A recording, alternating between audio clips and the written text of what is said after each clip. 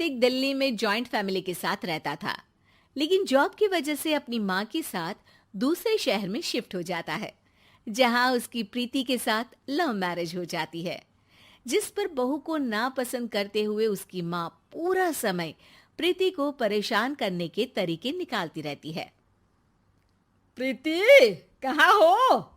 सुबह का नाश्ता दोपहर में खिलाओगी क्या? इसमें प्रीति और प्रतीक ऑफिस जाने के लिए तैयार हुए कमरे से बाहर आते हैं, जिसे देख सास प्रीति पर भड़कने लगती है। महारानी, तुम सुबह सुबह तैयार होकर घर का सारा काम छोड़कर कहाँ चल दी? जी वो ऑफिस। हैं? तुम ऑफिस जाओगी तो घर में जो सफाई, नाश्ता, खाने का काम है वो क्या मैं करूंगी? माँ, मैंने उससे वादा किया था कि वो जॉब कंटिन्यू कर सकती है। अरे वाह जी वाह, दोनों आपस में सलाह कर फैसले ले लिए। मैं क्या यहाँ बेवकूफ बैठी हूँ? मुझसे पूछना किसी ने जरूरी नहीं समझा? मम्मी, आप फिक्र ना करें, मैं आज ही रेजिग्नेशन दे दूंगी। प्रीति ऑफिस के लिए चली जाती है और अगले दिन से जॉब छोड़ घर के कामों में लग जाती है, लेकिन साथ ही उदास भी रहने लगती है, जिसे देख प्रतीक को अच्छा नहीं लगता। मुझे पता है तुम्हें अपनी जॉब कितनी पसंद थी। आई एम सॉरी प्रीति। अरे कुछ नहीं होता, बस मम्मी खुश रहनी चाहिए।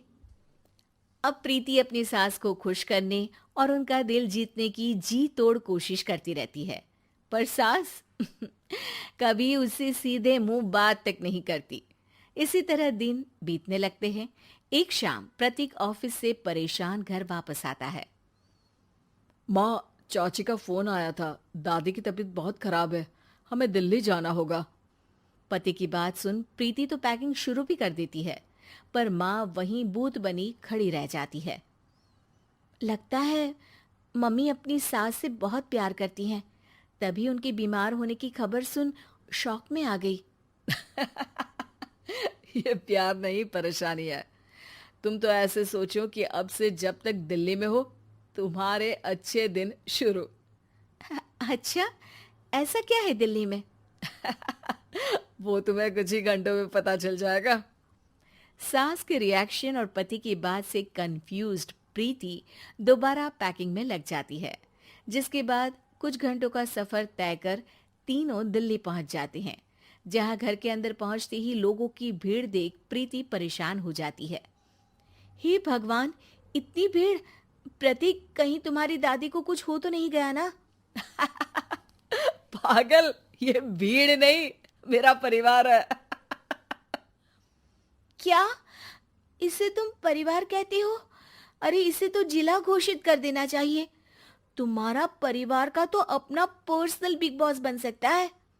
हैरान परेशान प्रीति परिवार वाले सदमे से बाहर निकली भी नहीं होती कि सिर पर पल्ला रखे शांत तरीके से सबके साथ बात करते हुए अपनी सास को देख उसे दूसरा सदमा लग जाता है।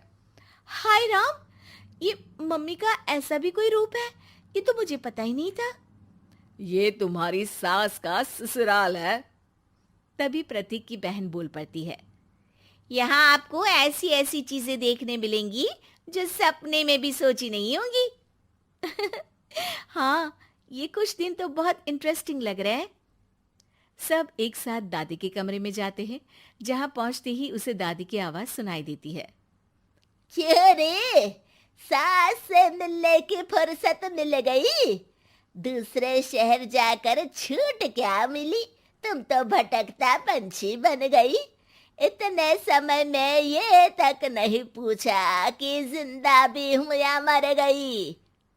प्रीति की सास अपनी सास के पैर छूती है। अरे कैसी बात कर रही हैं मम्मी, आपको तो मेरी उम्र भी लग जाए।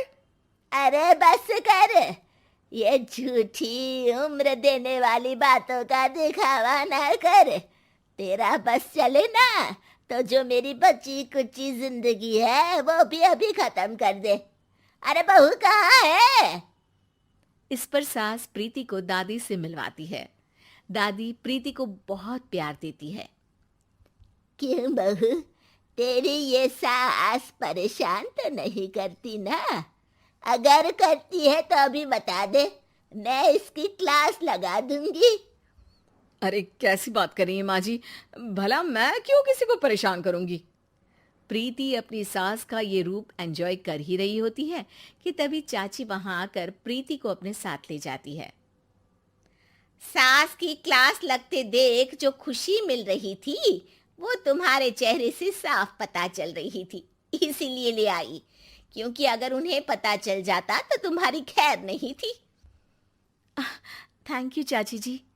चाची और प्रीति घर में झूले पर बैठी बात कर ही रही होती है कि उसकी सास भी वहां आ जाती है। मतलब यहाँ सारा काम मैं करूं और तुम बैठी हंसी ठिठोली करो? अरे चलो जाओ, खाना बनाओ।